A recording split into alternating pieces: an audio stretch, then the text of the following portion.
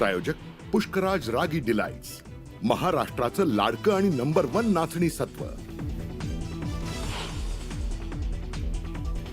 Napkin फिरवत गोगावलेंचं तटकरेंना प्रत्युत्तर। गोगावलेंच्या कार्यक्रमात नॅपकिनचं वाटप। काही दिवसांपूर्वी तटकरेंनी नॅपकिनवरनंच गोगावलेंची उडवली होती खिल्ली। फेसटाईम कॉलमुळे निलेश चव्हाण झाला ट्रेस। घटस्फोटीत मैत्रिणीला घेऊन फिरणं पडलं महागात, तर निलेशच्या तिजोरीतनं मिळालेल्या मोबाईल्सची फॉरेन्सिक चाचणी। सुनांचा छळ करणाऱ्यांची रोटीबेटीचा व्यवहार करणार नाही। सकल मराठा समाजाची विवाहासाठी आचारसंहिता तयार।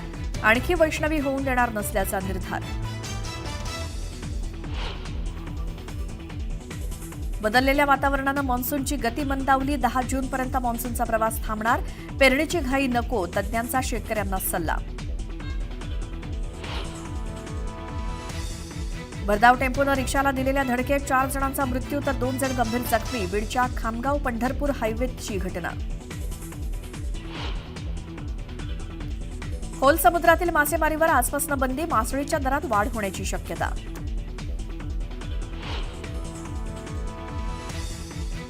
आगाऊ आरक्षण करणाऱ्या प्रवाशांना तिकीट दरात 15% सवलत। जुलै महिन्यापासून कार्यान्वित होणारी यंत्रणा। मंत्री प्रताप सरनाईकांची घोषणा।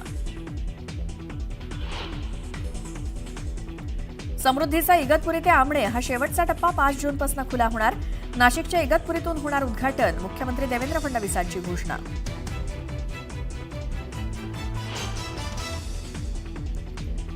इयत्ता 11वी ऑनलाईन प्रवेश प्रक्रियेला मोठा प्रतिसाद। 10 लाखांहून अधिक विद्यार्थ्यांची नोंदणी। शालेय शिक्षण विभागाची माहिती। ईशान्य भारतात पावसाचं थैमान। आसाम, त्रिपुरा, सिक्कीम, अरुणाचल प्रदेश, मिझोराममध्ये पुरामुळे 30 जणांचा मृत्यू। अजूनही काही भागात रेड अलर्ट जारी। युक्रेनकडनं रशियाच्या एअरबेसवरती जोरदार ड्रोन हल्ला। ओलेना आणि बेलाया एअरबेस केले उद्ध्वस्त। रशियाच्या 40 फायटर जेटचं नुकसान। आता मान्सूनच्या प्रवासाची गती कमी होणार असल्यामुळे राज्यातील हवामानामध्ये लवकरच मोठे बदल दिसून येतील आणि बदललेल्या वातावरणामुळे मान्सूनच्या प्रवासाची गती कमी व्हायला सुरुवात झाली। त्यामुळे आता मान्सूनचा प्रवास पूर्णपणे रखडलाय। किमान 10 जूनपर्यंत तरी मान्सूनचा प्रवास थांबणार असल्याचा अंदाज आहे। राज्यातील बहुतांश भागाला मान्सूनपूर्व पावसानं अक्षरशः झोडपून काढलं। पिंपरी चिंचवड शहरात सुद्धा मे महिन्यात पहिल्यांदाच गेल्या 17 वर्षातील सर्वाधिक पाऊस झाला। यंदा पिंपरी चिंचवड शहरामध्ये मे महिन्यात 19 दिवस पाऊस झाला आणि मे महिन्यात सर्वाधिक दिवस पाऊस पडण्याचा विक्रम यंदा पहिल्यांदाच झाला। या 19 दिवसामध्ये विक्रमी 378.7 मिलीमीटर पावसाची नोंद झाली। पावसाच्या आगमनानं सुक्या माशांचा हंगाम लवकरच सुरू झालाय। पावसामुळे मासेमारीवरती परिणाम झाल्यानं बाजारात ताज्या माशांची आवक घटली आहे। त्यामुळे ग्राहकांनी सुक्या माशांना पसंती दिली। घरगुती वापरासाठी महिलांनी सुकी मच्छी साठवायला सुरुवात केली। केंद्र सरकारच्या महत्वाकांक्षी अॅग्रिस्टॅक योजनेअंतर्गत राज्यामध्ये 1 कोटी शेतकऱ्यांनी नोंदणी करून शेतकरी ओळख क्रमांक काढलाय। राज्यात एकूण शेतकरी खातेदार 1,71,00,000 असून त्यापैकी 1 लाख शेतकऱ्यांनी नोंदणी केली असून 70 लाख खातेदारांनी नोंदणी करणं अद्याप बाकी आहे। चोपडा तालुक्यात मान्सूनपूर्व मशागतीत शेतकरी वर्ग व्यस्त असल्याचं दिसतंय। यावर्षी मे महिन्यातच पाऊस झाला, त्यामुळे ढगाळ वातावरणात शेतकरी मशागत करताना दिसतोय। मात्र शेतात कुठलं पीक पेरणी करावं अशी द्विधा मनस्थिती शेतकऱ्यांसमोर आहे। राज्यातील बाजार समितीमध्ये 25,000 क्विंटल कांद्याची आवक झाली। कमीत कमी 600 रुपयांपासून ते 1350 रुपयांपर्यंत दर मिळाला। तर भुसावळ बाजारात कमीत कमी 1000 रुपये दर मिळाला। रायगड किल्ल्याच्या बांधकामाबद्दल पहिल्यांदाच एक महत्त्वाचा पुरावा समोर आलाय। दुर्गराज रायगडावरती हिंदुस्थानी पुरातत्व विभागाच्या उत्खनन कार्यादरम्यान एक ऐतिहासिक खगोलशास्त्रीय उपकरण यंत्रराज सापडलंय। या शोधामुळे रायगडाच्या बांधकामात अत्याधुनिक आणि शास्त्रोक्त पद्धतींचा वापर झाल्याचा महत्त्वपूर्ण पुरावा हाती लागलाय। राज्यातील कोरोना रुग्णसंख्येत मोठी वाढ झाली असून गेल्या 24 तासात 65 रुग्ण सापडले। त्यात पुण्यात सर्वाधिक 25 रुग्ण आहेत। त्याखालोखाल मुंबईत 22 रुग्णांची नोंद झाली आहे। राज्यात या वर्षातील कोरोनाची एकूण रुग्णसंख्या 814 वरती पोहोचली आहे। लाडकी बहीण या राज्य सरकारच्या महत्वाकांक्षी योजनेतील आयकर भरणाऱ्या लाभार्थी महिलांच्या कुटुंबाची माहिती अद्यापही मिळू शकलेली नाही। राज्य सरकारनं आयकर विभागाकडे माहिती मागवली असली तरी अशी माहिती देण्याबाबत आयकर विभागानं केंद्राच्या वित्त मंत्रालयाकडे हा प्रस्ताव पाठवला असून केंद्राच्या मान्यतेनंतरच ही माहिती मिळू शकेल। मुंबईतल्या कांदिवली पूर्व परिसरातील ठाकूर संकुल द्वाराजवळच्या जलवाहिनीची जोडणी आणि नवीन व्यासाची झडप बसवण्याचा निर्णय महानगरपालिकेनं घेतलाय. त्यासाठी पाणीपुरवठा आज दुपारी 1:30 वाजल्यापासून ते 3 जूनला सकाळी 7:30 वाजेपर्यंत बंद असेल. भारतीय डाक विभागानं आता पत्ता शोधणारी नवीन प्रणाली जारी केली आहे. त्याला डिजिपिन असं नाव देण्यात आलंय. याचा हेतू देशातील कुठलाही भाग किंवा कोपऱ्याचा पत्ता डिजिटलपणे शोधणं असा आहे. तर डाक विभागानं हैदराबाद आणि इस्रो सोबत मिळून ही प्रणाली विकसित केली. लांब पल्ल्याच्या प्रवासादरम्यान आगाऊ आरक्षण करणाऱ्या प्रवाशांना तिकीट दरामध्ये 15% सवलत दिली जाणार आहे. येत्या जुलैपासून ही योजना कार्यान्वित होणार असल्याची घोषणा मंत्री सरनाईक यांनी केली. तर याचा फायदा ई शिवनेरीसारख्या बसनं प्रवास करणाऱ्या अनेक लोकांना होणार आहे. मुंबई नागपूर समृद्धी शीघ्रगती महामार्गाचा ठाणे जिल्ह्यातील आमणे ते इगतपुरी हा 76 किलोमीटरचा शेवटचा टप्पा 5 जून रोजी वाहतुकीसाठी खुला करण्याचं निश्चित करण्यात आलंय. मुख्यमंत्री देवेंद्र फडणवीस यांच्या हस्ते लोकार्पण केलं जाणार आहे. लोकार्पणानंतर लगेचच हा मार्ग सामान्य वाहतुकीसाठी सुरू होणार आहे. महाराष्ट्रात पावसाळ्यात मलेरिया, डेंग्यू, चिकनगुनिया यासारख्या साथीच्या आजारांचं प्रमाण गेल्या 3 वर्षात लक्षणीय वाढलंय. यंदा मुदतपूर्व पावसामुळे राज्यात मलेरिया, डेंग्यूचं संकट गडद होणार असल्याचं आरोग्य विभागाच्या डॉक्टरांचं म्हणणं आहे. त्यामुळे काळजी घेण्याचं आवाहन आरोग्य विभागानं केलंय. सरकारी आणि खासगी अनुदानित शाळेतील 1ली ते 8वीच्या विद्यार्थ्यांना मोफत पाठ्यपुस्तकांचा लाभ दिला जातो. शाळेच्या पहिल्याच दिवशी विद्यार्थ्यांच्या हाती देण्यासाठी आतापर्यंत 78.20% पुस्तकं जिल्ह्यामध्ये पोहोचली आहेत. मोफत पाठ्यपुस्तकं बालभारतीच्या पुण्यातल्या डेपोतनं जिल्ह्यातील 14 तालुक्यात पोहोच करण्यात आली आहेत. 11वीच्या ऑनलाईन प्रवेश प्रक्रियेसाठी येणाऱ्या सर्व अडचणी दूर करण्यात आल्या आहेत. पहिल्या फेरीतील नोंदणीमध्ये 1 जूनपर्यंत 10 लाखांहून अधिक विद्यार्थ्यांनी नोंदणी केल्याची माहिती सहसंचालक डॉ. श्रीराम पानझाडे यांनी दिली.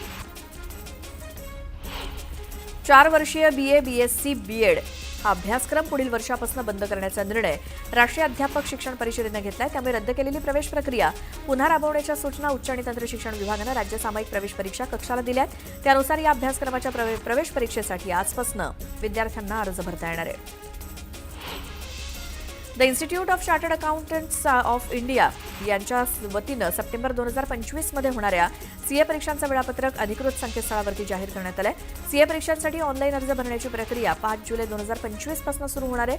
उमेदवारांना विलंब शुल्काशिवाय 18 जुलैपर्यंत अर्ज करता येणार आहे. विलंब शुल्कासह अर्ज करण्याची अंतिम तारीख 21 जुलै आहे. जळगावच्या गारखेडा गावाजवळ पुण्याकडे जाणाऱ्या संगीतम ट्रॅव्हल्सचा अपघात झाला. या अपघातात 5 ते 6 प्रवासी जखमी झालेत. एकतर्फी वाहतूक सुरू असून रस्त्याचा अंदाज न आल्यामुळे ट्रॅव्हल्स उलटल्याची प्राथमिक माहिती मिळाली आहे. बुलढाण्यात मोहे गावाजवळ एसटीनं दुचाकीला धडक दिली. या दुचाकीवरील 2 जण गंभीर जखमी झालेत. जखमींना सामान्य रुग्णालयात हलवण्यात आलंय.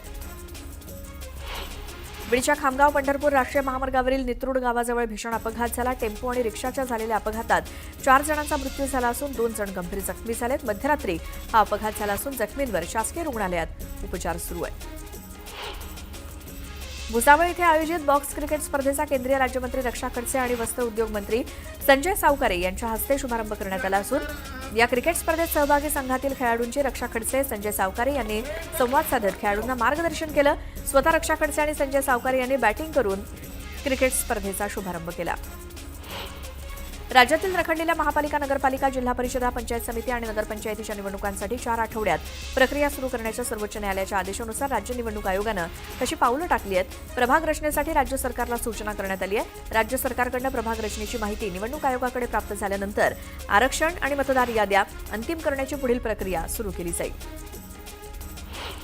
राष्ट्रवादी काँग्रेस पक्षाच्या पुणे शहराध्यक्षपदी सुनील टिंगरे पूर्व भागात आणि सुभाष जगताप पश्चिम भाग यांची निवड करण्यात आली आहे. प्रदीप देशमुख यांची कार्याध्यक्षपदी फेरनिवड करत रुपाली ठोंबरे, हाजी फिरोज शेख, अक्रूर कुदळे यांना कार्याध्यक्षपदी काम करण्याची संधी दिली आहे. भोकरमधील प्रहारचे तालुकाध्यक्ष शेखर कुंटे आणि ओबीसी नेते नामदेव आईलवाड यांच्यातील ऑडिओ क्लिप समोर आली.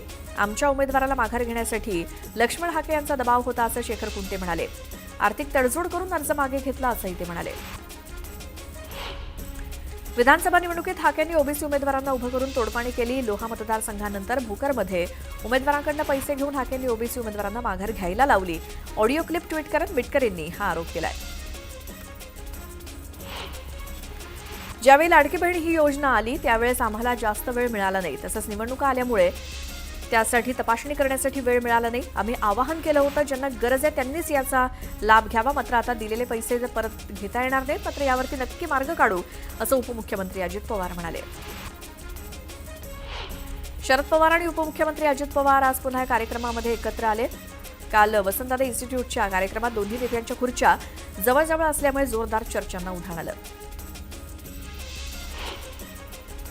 पालकमंत्रीपदावरनं काही अडलं का असं म्हणत नाशिकच्या पालकमंत्रीपदाच्या प्रश्नावर मुख्यमंत्री फडणवीसांनी सवाल विचारत उत्तर दिलं. माणिकराव कोकाटेंनी शेतकऱ्यांबाबत जपून बोलावं, काही गोष्टी मनात ठेवायच्या असतात. अजित पवारांनी माणिकराव कोकाटेंना हा सल्ला दिला.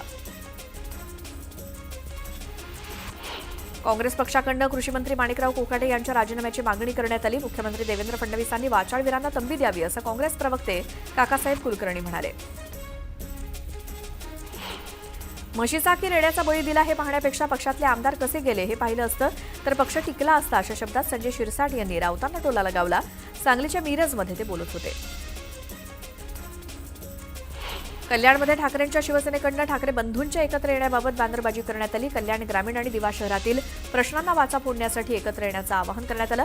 बॅनरवरती ठाकरे बंधूंचा एकत्रित फोटो लावण्यात आल्यामुळे जोरदार चर्चांना उधाण आलंय.